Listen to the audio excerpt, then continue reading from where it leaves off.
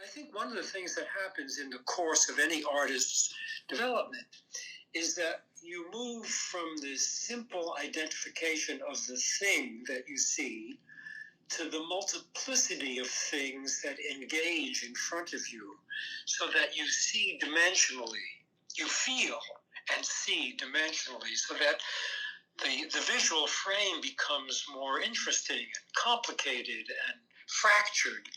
And contemporary life is full of fracture and learning how to describe that so that there's more than just an object in the center is part of what I find joyful about having become a street photographer initially and then developing ideas within that frame of reference. That's an amazing story. Darius, do you mind if I hop in here quickly? Of course. I love to listen to you talk about your origins. We had a very brief email exchange before this conversation, and you made the comment that you love photography and that it taught you everything you know, which I thought was a wonderful statement. Can you say more about that? Well, yes, I can. On a one-to-one basis, if you're looking at the world with a camera nearby in your hand, ready, there's a license to see everything because you're already engaged by carrying a camera. And so it's a way of making notes about the qualities of human behavior, the angle of the light during the seasons, the fragrances that enliven your sensibilities. It's as if the dimensions of the world have expanded for me through the agency of having a camera in my hand and the strong desire to record and hold on to certain moments.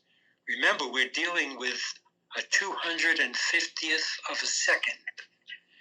That's where I start. Every day, my camera's set at a 250th of a second. So that means in 1 second, you might see 250 slices. And so it's a way of tuning up my sensibilities. And of course, by taking in all these observations, I've made judgments and assumptions and observations about the real world. But photography also was a way of my making a living, although not through the sales of photographs, but through working as a commercial photographer, just like Robert Frank was on the day he did it, Gary Winogrand, Lee, Deanne, and so many others all made a living commercially because there was no photography market in the 60s. There was only one gallery in New York at that time called the Underground Gallery in an old Chinese laundry below street level on East 10th Street. I once saw an Ansel Adams exhibition in there, and Ansel's prints were $25 each. Now, if Ansel Adams was selling photographs for $25, what do you think a young upstart could get for his photographs? $5? So there was no way to make a living. You had to do photography for the pure belief and love of the medium that it would be enough to sustain your interests. And all the friends of mine at that point, Gary was my closest friend, everybody was doing it for the thrill that the medium seemed to be offering us.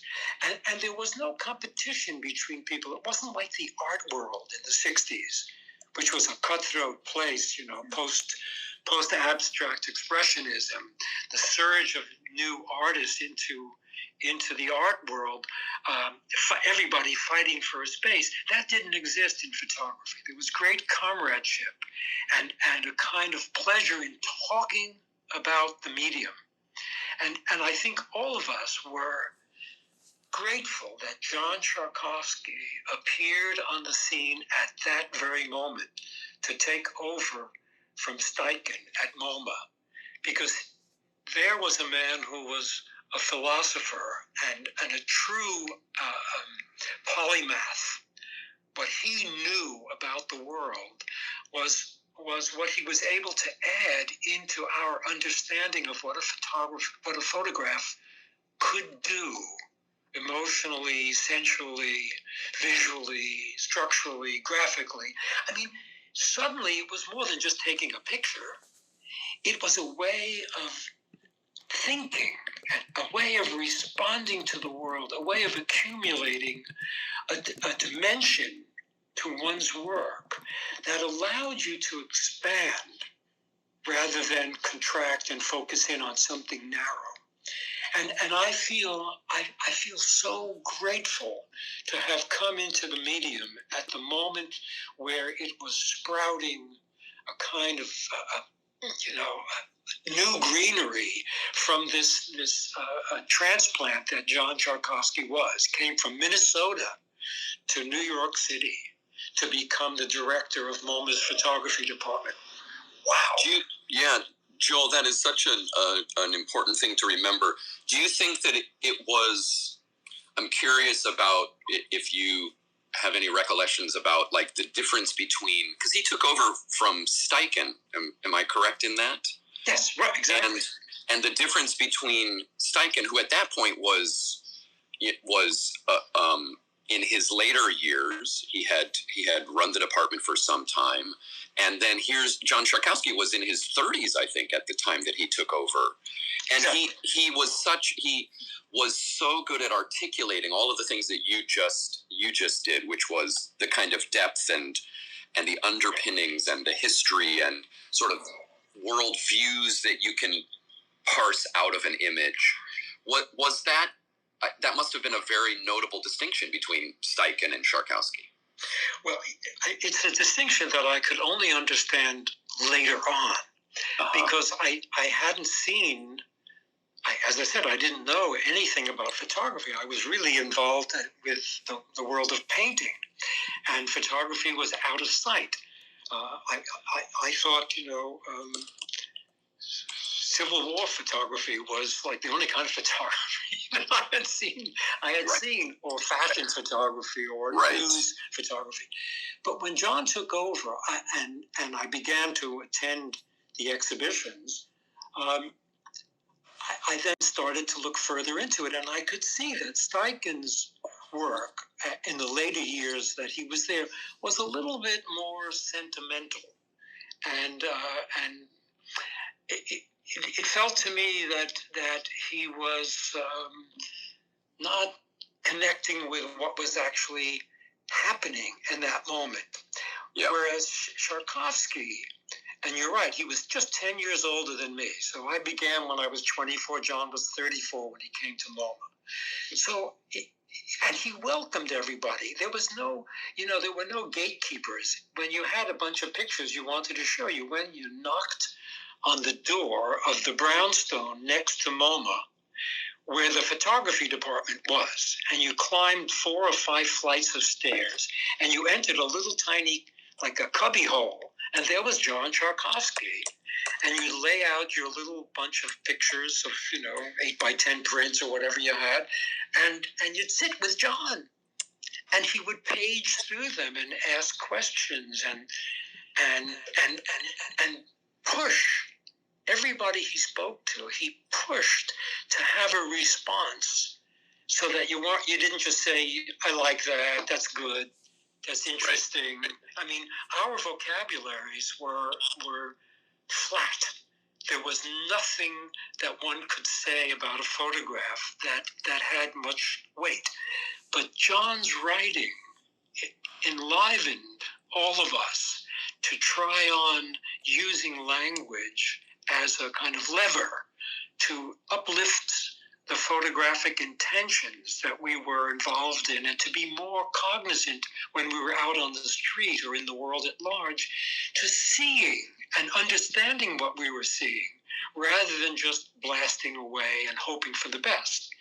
And so I feel like my education and my ability to articulate what it is that I'm trying to do was genuinely affected by John. And I have a debt of gratitude that's enormous, and I treasure the days the times we spent together. This such great stories. I feel like this conversation could go on for 4 hours, right? But it's such a seminal moment in the history of photography, and it's being viewed as an art form, and using this vocabulary that you speak of. I want to put a little plug in for a book that you co-authored. We have a mutual friend, Cody Westerbeck, who has told me many stories of the two of you hanging around MoMA, just as you've described. The two of you did an amazing project together, and the result is a book called Bystander, which I really recommend for those who are interested in street photography. It's quite a book. It's quite a collection of many practitioners of what we would call street photography. And I wonder if you could tell us something about how you chose those images, what that experience was like. Sure, I can. Well, at a certain point, 4 or 5 years after I began, so in the late 60s, I kept on feeling that in the circle that I was moving in, which were most of my friends had been painters, and there was this resistance on the part of painters to photography. It's a machine-made image. Everybody has the same format. What does it take? You press the button, you get a picture. We're in the studio all the time, day after day, painting, layering on, the colors, scraping them off, as if that's necessarily a better, more important act than observation. And I felt like people just don't understand. And I wanted to try to write about street photography because I saw it as the central form of the photographic enterprise. That it wasn't like painting. Other genres of photography, the portrait, the still life, the landscape, etc., all have relations to those art forms, those painting forms. But street photography required time and timing. The events were disappearing as soon as they were happening. And the camera was the only thing that could hold on to this disappearing moment. And I wanted to try to locate street photography in the center of modern art photography, because it's where the genuine issues of photography are generated. And so I started really doing my own research. And then one day in the playground, I met Cody, because we were both raising kids on the Upper West Side of Manhattan. And Cody was a PhD he was a Yates scholar, and he was teaching graduate school, I think, at Brooklyn College or at Columbia, or maybe both. And he was also writing film criticism. And so our visual relationship had some kind of, familiarity. And he didn't know anything about photography. And I brought him up to my apartment, and I started to show him my work, and then Robert Frank's work, and Cartier-Bresson's, and on and on. And suddenly he was on fire. And I told him about my project, that I wanted to write this history book, that I didn't think I could write it. But I needed somebody who loved the medium and understood it from the inside. And so would he be interested? And yes, he was. And so we started going around the country looking at archives and trying to find images from the distant past that had in them this core understanding of life on the wing that you might make a picture of. Even if you're a journeyman photographer, or if you're an evidentiary photographer, or if you were doing something for the city of St. Louis that you had to photograph all the roads they were building. And along the way, these people would have a frame or two left, and they would wing a shot at a crazy thing that they saw. And so we pulled those little gems out, and we began to create our our frame of reference. And it took us quite a few years to go look at everything, as you know, in Europe and America, and you know, and all the different holdings in universities and libraries, etc. And we made a lot of discoveries, and it gave us a real foundation to build this book on. And we were trying to show the breadth of what we call street photography. Right now, we're in a moment where street photography is popular because everybody who has a phone has a camera. And so street photography has become a thing right now. But people are doing it in a much more central image way. It's like shooting an arrow into the bullseye, rather than being a wider vision and looking at the whole street and life. They're looking at, you know, singular pop moments so they can put it on Instagram and it reads fast. And there's nothing wrong with that. And in fact, I see a lot of interesting photographs, but it limits the dimensions and capacities of what I think street photography can do. So I'm hoping to make a corrective to that. With a new book someone's asked me to do about contemporary photographers, younger photographers. So, in fact, I have a meeting next week to talk about it. Wonderful. That's wonderful. Whenever there's a conversation about street photography like this, and how the vast majority of it is, as you said, often can become formulaic. I think of Daido Moriyama and his absolute sort of crazy rule breaking that led to a whole other kind of explosion around street photography and the use of the image. But that's a different Twitter Spaces. But sure, he brought incredible energy to the frame, and you know, all of us hope in some ways to do something photographically, whether it's about the poetry of the moment or the, you know, visual tensions or the scope and space of places, adding to the potential of photographic vision, you know, whether it's street photography or anything else. That's wonderful. So Joel, can we, maybe this is a moment to ask and to sort of discuss where we are in this current moment of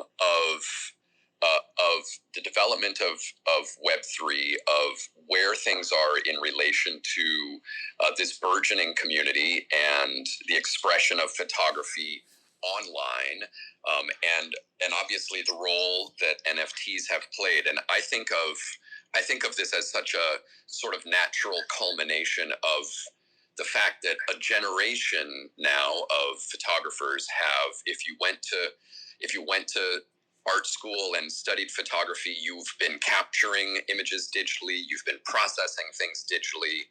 We've all been sharing images online for at least 20 years. And so the idea now of being able to also present and sell things and share and build communities around them in this way seems like such a natural kind of culmination. And there's so much energy in this space of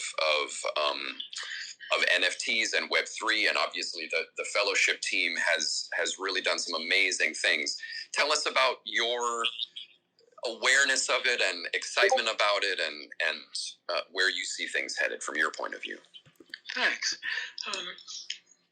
You know, just take one small step back for a second, and let's all agree that photography is probably the only art form that grows technologically and has since the very beginning in the 1830s. The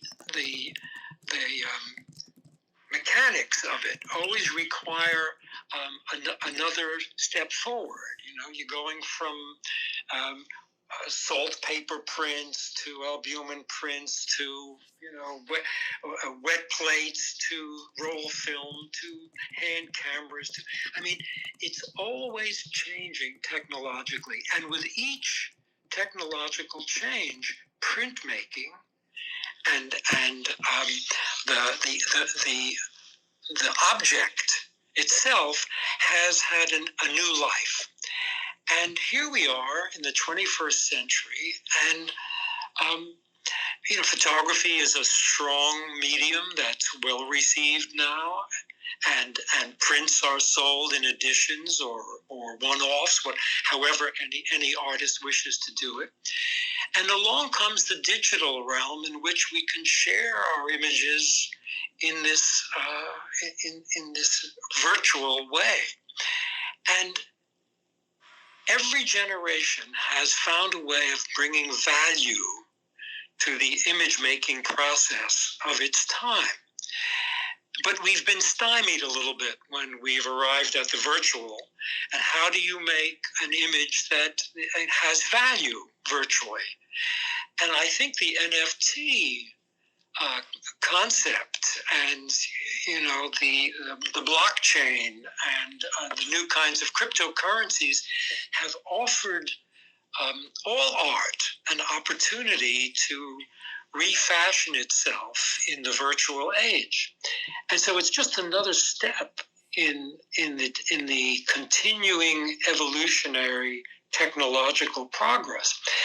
And until only a few years ago, we didn't have the NFT, right? It was only 2 or 3 years ago that that guy sold, all of his Instagram pictures, and it shocked everybody, and I'm sure stimulated so many of us. Well, how can we make a living that way? But I think a lot of serious photographers were hesitant because they didn't know what the medium would offer them.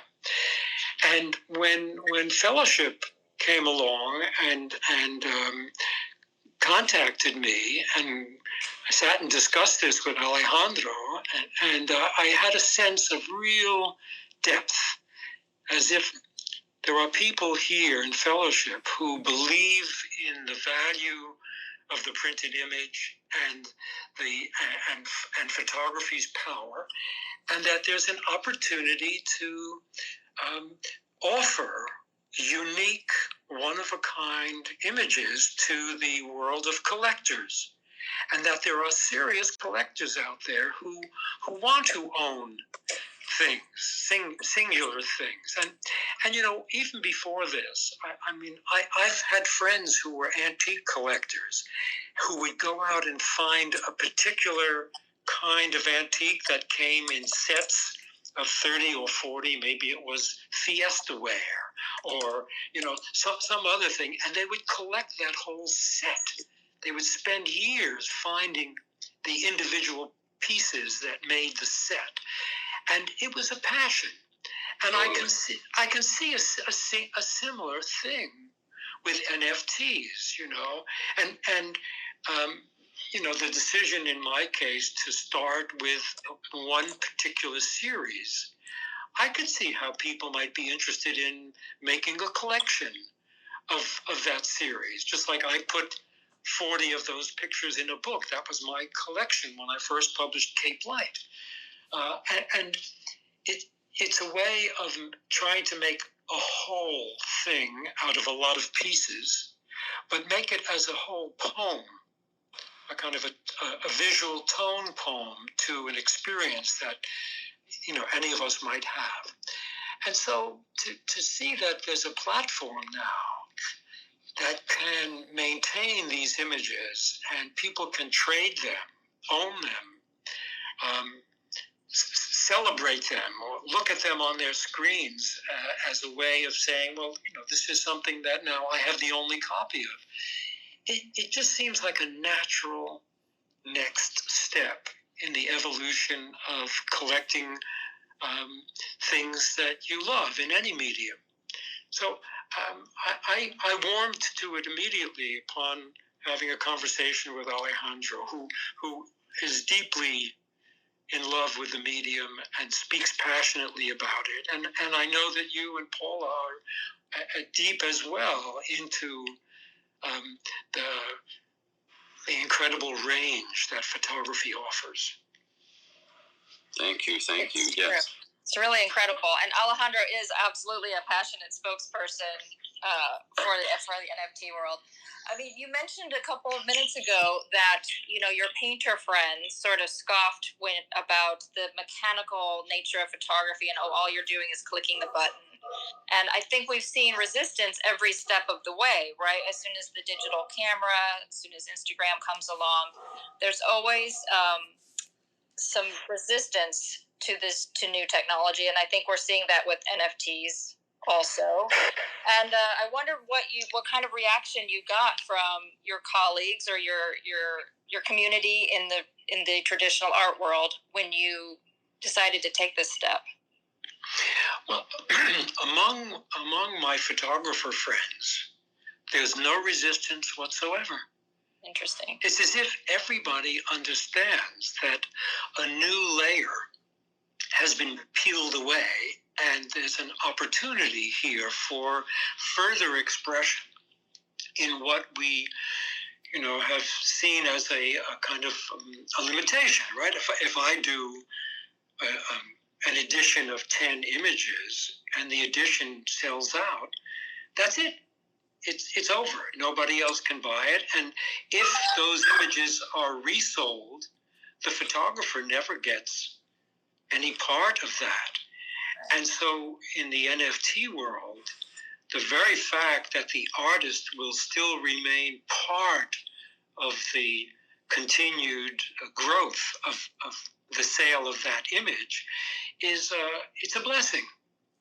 I mean, artists are dealt a kind of a really strange hand by, and particularly the American, the government, in that none of us can donate any works. If I have a work that's $10,000 and I want to give it to an institution, I get the cost of the paper. Right. So I get $2 for a $10,000 image. And yet, if the guy who buys it from me and holds on to it, and now it's worth $50,000, and he donates it, he gets the $50,000 deduction. I get $2. Right. So, I mean, it's little things like that. So that the NFT world is trying to treat artists as an integrated part of the process is well, and part of the market, the continuing market around ownership, and I think that's such a huge part of, as you said, the blessings that come with this kind of a model. Yes, I mean, look, it has its limitations too. I mean, each image has to be a unique image, and artists have only so many images of real interest to an audience. I feel fortunate that in the course of my 60 years, the questions that came up from within the medium, for me, about, what is a portrait? Or how do you make a landscape? Or how do I address a still life or making a self-portrait? These internal questions, challenges from the medium itself, engaged me in ways that allowed me to step outside of my initial identity as a street photographer and discover that there was more to photography than just the street. That in fact I could discover my persona as a portrait photographer or a landscape photographer out of the pure investigation of time, light, space, and technology, and so I've developed a number of bodies of work, and I feel that it'll be possible for. There's someone who doesn't agree with me. He's just something to say, right? Phoebe's got her own thoughts back here. Hang on. Well, maybe she's agreeing with me. Anyway, so I feel that I'm in an interesting place in that it's possible if this first launch of NFTs from my work, if it has any kind of traction, that maybe there'll be people interested in other dimensions of this work, to see how any artist can express themselves across the range of possibilities in the medium. Absolutely. Should we talk about Cape Light a little bit? I mean, can you tell us about this project in particular? And was there a reason that you chose this body of work to be your first foray into NFTs? Yeah. At a certain point in the early 70s, I sort of felt that I needed to challenge how I was working on the street. And this is just a little backstory to Cape Light, because I think it might be interesting to the audience listening. When I started in 1962, I started in color, and I worked for a year in color only. And my partner in those years was Tony Ray Jones, the great English photographer. But we were just two kids who didn't know anything. And we had both been art directors, and we met each other at a color lab as we were looking at our first rolls being processed. And we pursued color for that year together. And then at a certain point, I realized people never got up and went close to the screen to look at the picture. They thought of it as entertainment rather than photography with some depth to it. And so I saw that printing was necessary, but you couldn't print color in those days. And so I started with black and white. At a certain point, I didn't want to do, and I always carried two cameras. In fact, next year I have a show at Tate Modern, which is about the early work that I did in the 60s, where I used two cameras, color and black and white, Kodachrome and Tri-X. And I tried to make pictures at the same time so that I could look at the pairs to see why color was more interesting to me than black and white. I wanted to pose the argument to John Tchaikovsky and others that there was a reason for color. Anyway, we'll put that aside. In the early 70s, I decided no more black and white. And so I only went out with color every day. But I needed to have the full depth of the street. I no longer wanted just the plane in front of me at 8 or 9 feet away. I wanted there to be description from front to back.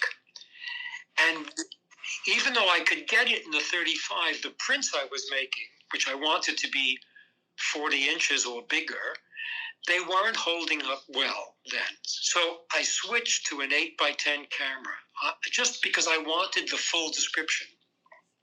And I decided to go to Cape Cod because a friend of mine said, well, Provincetown has a little bit of 8th Street in Manhattan to it. It's kind of the village, and it's got a lot of street life. Plus, it'll be good for you to go there with your kids.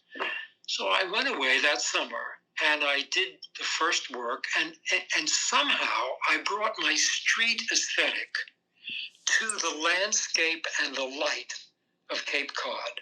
And the light was extraordinary there because it's 60 miles out to sea, so there's no atmospheric pollution in the air, and the light radiates in a spectral way that is the most luminous experience I had ever had up to that point.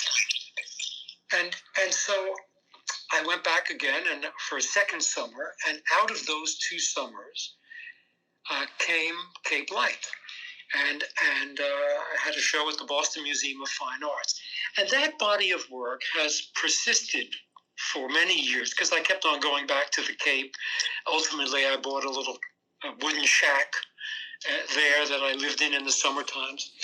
And so when I was looking at the work, Alejandro and I, after looking at a dozen different bodies of work, felt that it would be appropriate to start with the first body of work that I had out in the world at large that kind of set contemporary color on its way, along with Stephen Shore and Bill Evelston. So I thought it was a really good choice, and we have 75 pictures to work with. There are close to 2,000 plus images from Cape Light in my archive. But this is a good start. And, one of the things that I felt was always important in photography was that I, as the artist, could be as complex and, concerned about the medium as I wished to be. But I also wanted the pictures to be understood by uneducated lookers at images. You didn't have to have a degree, basically. I didn't want to make them so demanding and difficult that nobody would understand them. So trying to be an artist who could make a demanding photograph, but also one that could communicate across those lines, seemed to me to be of value.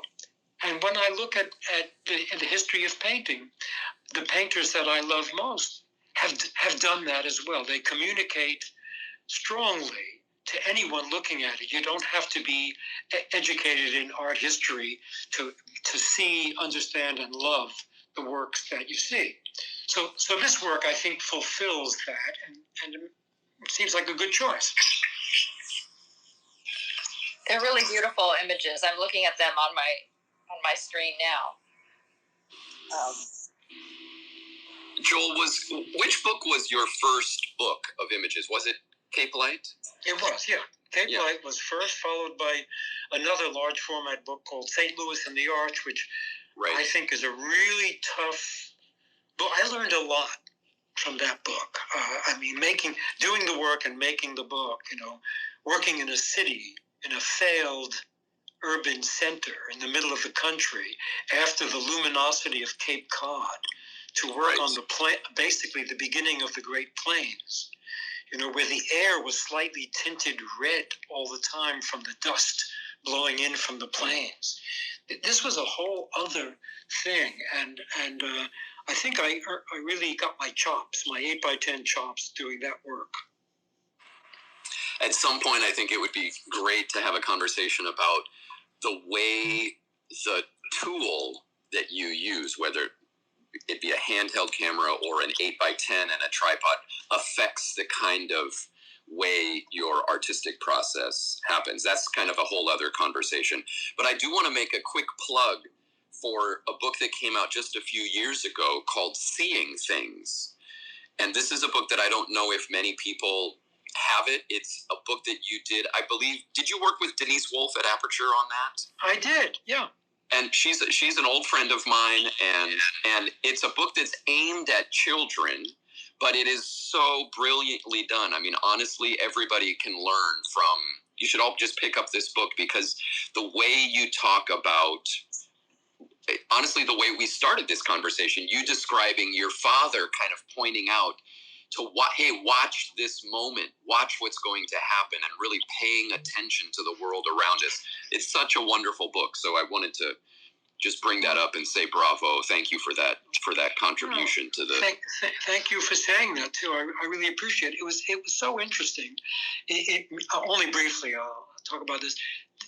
Denise and I talked about, Aperture wanted to be more educational. And Denise said, wouldn't it be great to show kids how to, because they all have phones now, how to make photographs.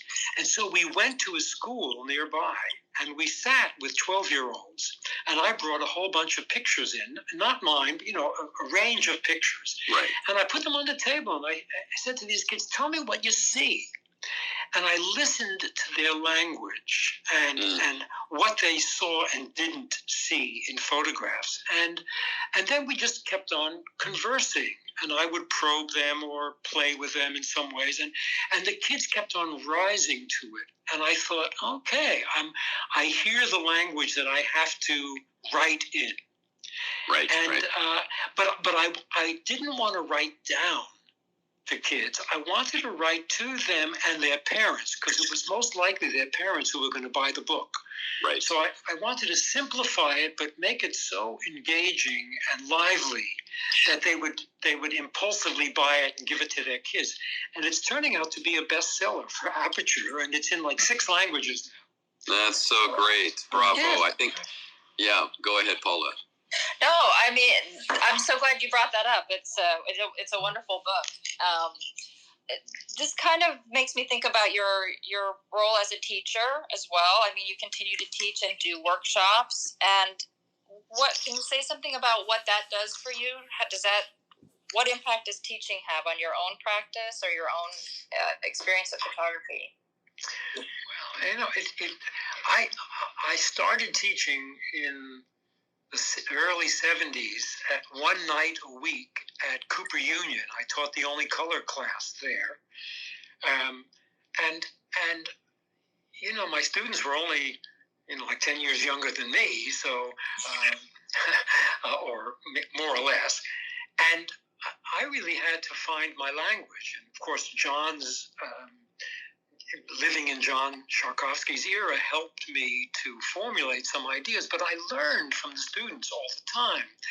And even, in later years when I had my own workshop, listening to people trying to express themselves and not quite getting there offers the teacher an opportunity to kind of fill in where their struggle is, and how, if they expressed it a little better, they might be able to get to what it is they were trying to, make happen for themselves.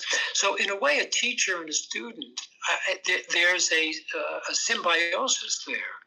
You can learn about the medium by seeing the struggles of other people, and then being a generous advisor.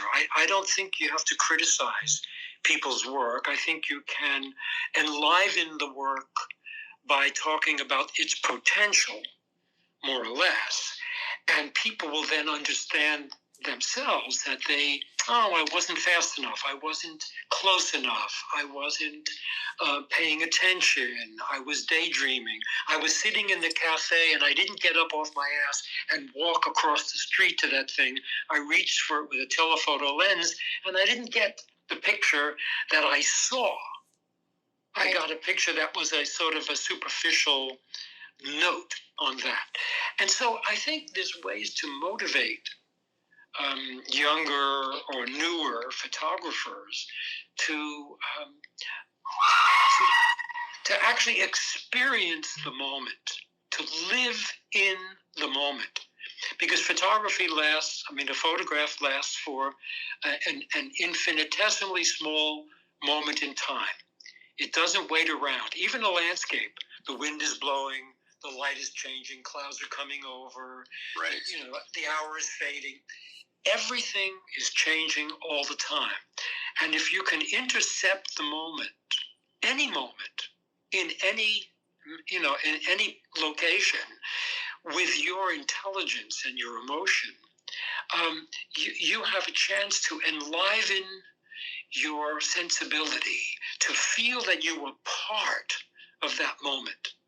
And part of what makes me feel young all the time, I'm 84 years old, but I feel that my vitality comes because the world is constantly churning its energies through me. I'm riding the crest of energy on a daily basis.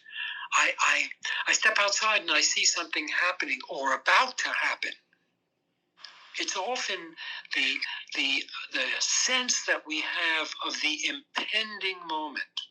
If you watch things on the street and you see somebody carrying a dog in their arms and someone pushing a baby carriage and somebody else is lugging two big shopping bags, and they all seem to be ready to converge in the space ahead of you, but you have to hurry up and take 2 or 3 steps to get there, and then you'll be in the area of this convergence.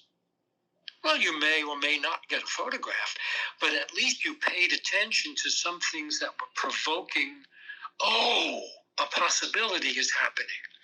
And these possibilities are part of the poetic sensibility that one must have to live in the moment. If you blank out and you zone out with your eyes, so you're only looking ahead of you on the street so you don't trip over the crack, well, you're going to just see cracks. But if you're looking ahead and you're seeing possibilities, something in you is going to keep on igniting, starting. You would keep on starting your motor again and again until you finally learn how to anticipate and be in the right place at the right time. And it's a wonderful act of intuition and a kind of, a vivid intelligence. Can I step inside? Joel, so nice to hear you again. This is Alejandro. Sí, Alejandro. ¿Cómo estás? Bienísimo. On that note, how did you translate that finesse of perception to the upside down image on an 8x10 glass plate?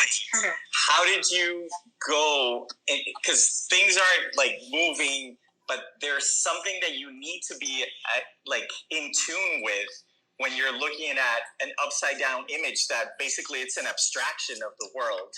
How did you translate movement, orchestration, which is I think what you do with the street? You orchestrate the street into an 8x10 upside down image of the world. How did that go for you? Well, it certainly was challenging the first time, but if you know the image Hartwig House, that yellow. That was the first image I ever made with an 8x10 camera, and it was on Cape Cod on that summer, 1976. And I set the camera up, and I thought, well, I'm here now. I got to say, how do I use this thing? And I was just trying to make it all fit in the frame and everything. And I had to stand up and look at sort of bend over and look at the camera upside down. And within a few days, I started to read this image upside down and backwards. It's reversed. Left is right and right is left. But once you let go of seeing it as if it was in a rangefinder camera or a single lens reflex, and you start to look at it upside down, it has its own properties. It has weights and balances. It has pulls and push-pull that painters always talk about is there, because suddenly the sky is the ground and the ground is the sky, and it became magical to let myself just trust that if it felt good on the ground glass, which is like a theater, when you pull that black cloth over your head and you're face to face with this 8x10 inch image, it's almost like having a print in front of you. You see everything in it, and everything counts. So I learned to be quicker. If I had been an 8x10 photographer trying to go to the street, it would have been much more difficult. But my street chops, my ability to make decisions instantaneously, allowed me to see the upside down image in a way that was visceral, and I seemed to get it and to understand it and to have a kind of zany sense of play. And it's one of those things. It's like learning a new language. Suddenly the fascination of the way words mean things in another language, the variety of meanings that words have. And I began to feel these energies alive on this glass. And I really miss that today, because I don't do a lot of 8x10 any longer. It's become really arduous for someone my age. And also the amount of labs and film and all that stuff is so difficult to get the kind of processing that used to be so available in the 70s, 80s, 90s, that I've had to find alternatives to work with that satisfy me on the in a large scale manner. Yeah. But those were beautiful. They were beautiful years for me. I felt it was all a discovery. That's amazing. And there was something that you mentioned, and it's the idea of trust. Like you learned to trust yourself and your perception of this feels right. And it's like you say again, you learned language and then you move forward. Was there a moment when you were doing the images that, specifically with Cape Light, and it's in the name, is it about the light sometimes in these images more than what is actually photographed? Like be a pool or a person or a scene? Were you seeking light in some of these images more than the thing itself? Because I had put myself on this sandbar 60 miles out to sea, and as I mentioned before, the light was luminous in ways that I had never experienced. If you consider that, our atmosphere is full of moisture, so there are microscopic droplets in the air everywhere. But out on Cape Cod, in those droplets, there's no particulate matter like dust, which you would have in a city. The atmosphere on the continent is full of dust. So the dust is in every molecule of water vapor that's in the air.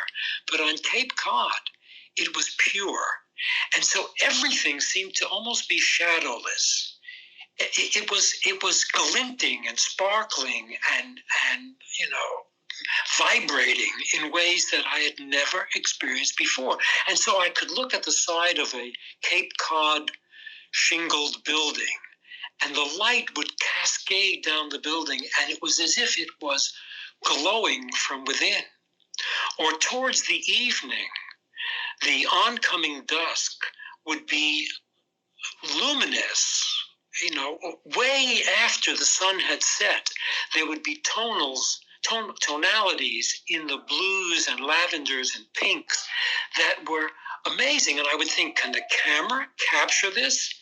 Can a sheet of 8x10 film capture this? It's going to take 30 seconds for this exposure. And during that time, the light's getting darker. But if I keep the exposure open enough, it will hold on to that light. And so a lot of these pictures in our first NFT selection take place in this blue hour. And I was so overcome by what was on the film when I after like 10 days on the Cape, I flew to New York and I went to the lab. We processed the film and I took it home and I made contacts of everything, and I was overjoyed. I felt like I had opened up a whole Pandora's box of treasures for myself, and I raced back to the Cape, and I went for 35 years because the place itself offered observations about light and simple things. Light on the way the air moves over grasses growing up the side of a dune, or the way the crepuscular hour, just as the sun was setting, but it wasn't a schmaltzy sunset. It was about how things were lighting up. Insides of houses were lighting up. Lampposts were turning on with different colored lights because, sodium vapor lamps are one color and tungsten lights are another color. So somehow the ambient world was offering itself to me in ways that I wouldn't have paid attention to if I didn't have an 8x10 camera that I knew would be faithful, that it would record everything. If you think about this, an entire roll of Kodachrome film, 36 slides, fits on an 8x10 sheet of film. So one sheet of 8x10 film is the equivalent of 36 slides together. And the amount of detail in every part of that sheet of film is of a magnitude that is just amazing. And so I could trust that things far away, 100 yards away, would be described with an acuity that would make it visible. If I were to make a print at 40 inches or 60 inches, you could stand there and it would make you feel as if you were there.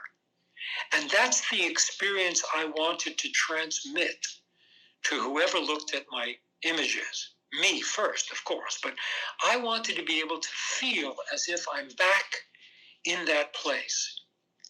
Where I wanted an openness to the imagery that would allow people to make discoveries as if they were there. Well, thank you for that. I'm smiling. My face hurts from you describing this moment. I kind of envisioned like these images almost floating, or you floating in between all this light. I don't know. That was magnificently put, Joel. Thank you so much. Darius, Paula, we're past 15 minutes past the hour. There's other people here from the fellowship team. I don't know if anybody has a question for Joel. So we kind of start wrapping up so that, you know, he's in a different time zone ahead of us so that he can rest this beautiful Saturday. Thanks. I'm happy to stay on for a little bit longer. Thank you.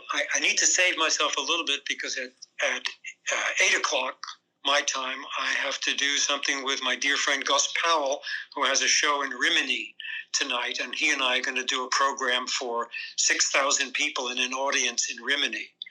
An audience. So, wow. Yeah. Fascinating. It's a big festival, but I'm happy to stay on a bit longer, sure. Sure. Gregory, you had a question? Yeah, thanks, Al. And hi, Joel. I think it was mentioned a little earlier that there has been a lot of like pushback against NFTs, and I wonder, you know, because it was also mentioned, I think by you yourself, that, you know, the history of photography is the history of technology. It's always undergoing these shifts, and every innovation in the tools of photography kind of lead to these new aesthetics and new philosophies and new ways of making images, which can oftentimes kind of like really disrupt the traditions that have come before them. And I wonder, in your own experience, when you made the transition to color, if there were those in your own community at that time who you faced pushback from, or maybe looked at you and considered you to be, you know, transitioning to a new kind of religion. Do you feel any parallels between that period in the medium's history and now? Well, I didn't feel that initially when I began, because I began in color not knowing anything. And so I was just one of those naive 24-year-olds who went out and bought 2 rolls of color film because the world was in color. And only later did I understand that there was resistance to that because people felt it was commercial or amateurish or used in reportage, and they didn't take it seriously. Black and white was the art form. And that's when I started to make my own challenge. And I did mention that I'll have this show next year at the Tate Modern, which is all of that, well, some of that work that I did. I've made hundreds of pairs of pictures back in the early 60s, trying to show people two of almost the same image side by side so that people could see the argument for themselves. But yes, later on, as I was more knowledgeable, I felt that kind of resistance. But in the contemporary era, immediately in the color printing period, I started color printing in 1969, in my own darkroom. Nobody was doing it, and showing color prints to people was like, you know, they didn't know what to make of them, really. And it took a number of years for it to be established as a reliable way of communicating of photographic, you know, issues, interests, images. 3 eyes. But you know what's also similar?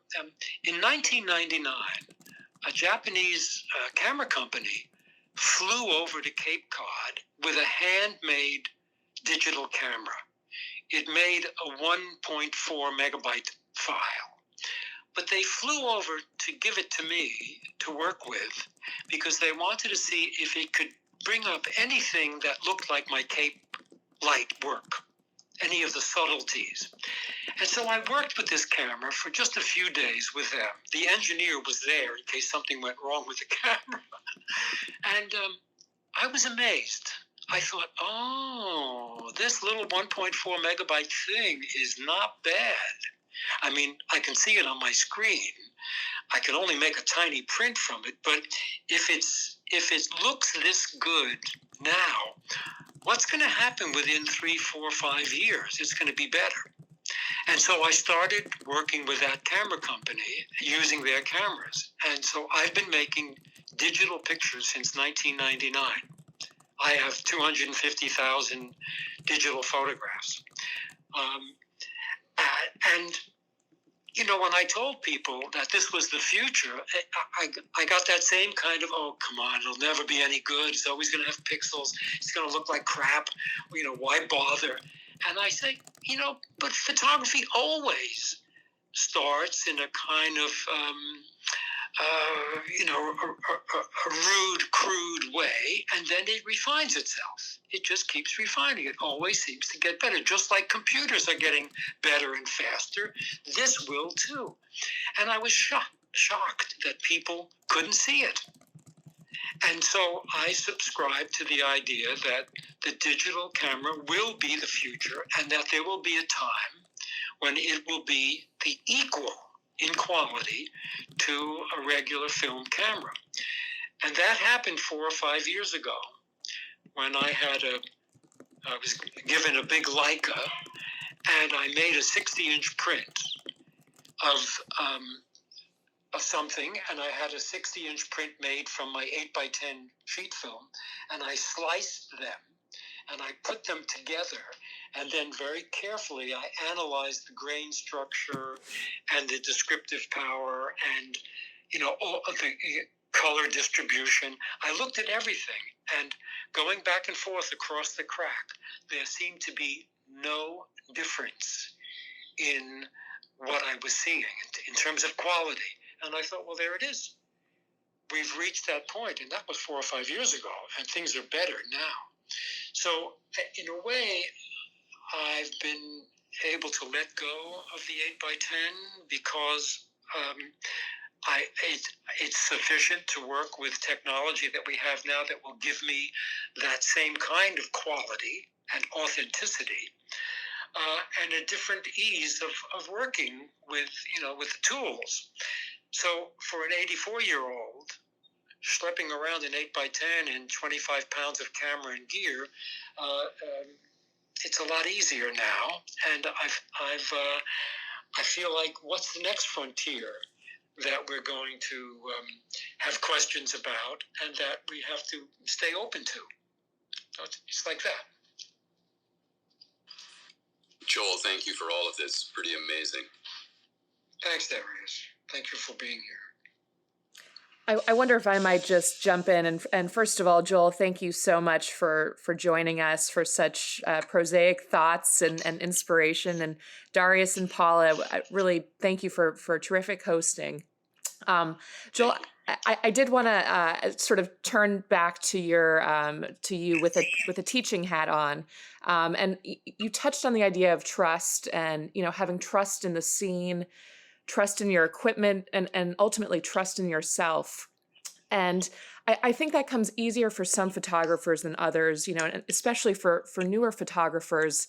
It's a process. You have to work at it to find that comfort with yourself as you're making images.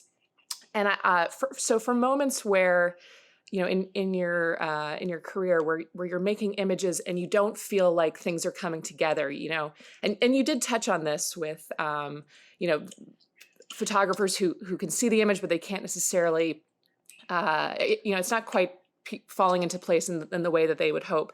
But I wonder if you could kind of provide sort of a mantra or, you know, something for photographers to take home with them and try out, you know, in the field to kind of move past that moment of difficulty.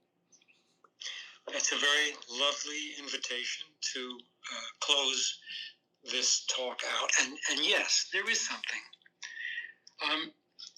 Sure, it takes experience over and over and over again to really learn to trust yourself. But what is it you're trusting? You're trusting your instincts. We are incredibly complex beings with enormous brain power, and we're full of instincts for preservation, for affection, for desires, for everything comes out of an instinct. And people, I've seen this so many times in photography students, they countermand their own instincts. And I think that if you allow yourself to be the instinctual being that you are, if you trust your instincts, it's only a piece of, it used to be a slice of film, so now it's what? It's a few megabytes. If something moves you, make the photograph that comes up at that moment. Just do it.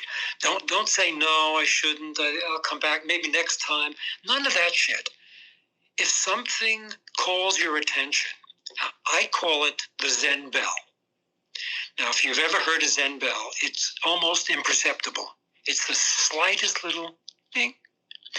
So when you're looking at a scene, when you're out in the world, if something all the way over to the left calls your attention, and it's tiny and almost seems insignificant, but it made you turn, that's the Zen bell. Do that. Go there. Photograph that. Just trust that the one thing out of the enormity around you that called you is actually speaking to you. Your inner identity is the thing that was awakened. And that awakened state is consciousness. And if you can connect to your consciousness, you will learn to be trusting of who you are, and you will then confirm your identity. This is all about identity. You don't want to look like anybody else. When you show your photographs to somebody, you want people to say, you made that? Again and again, they'll see your identity. Just think about it. Someone will pick up a picture and you'll say, oh yeah, that's a Cartier-Bresson. Oh yeah, that's a Robert Frank. That's a Gary Winogrand. That's a Deanne Arbus. The identity is there because those people learn to trust their instincts. So to all of you out there who are aspiring photographers or working photographers, the only thing I can say upon closing this out today is trust your instincts. It's the directional, arrow to your identity.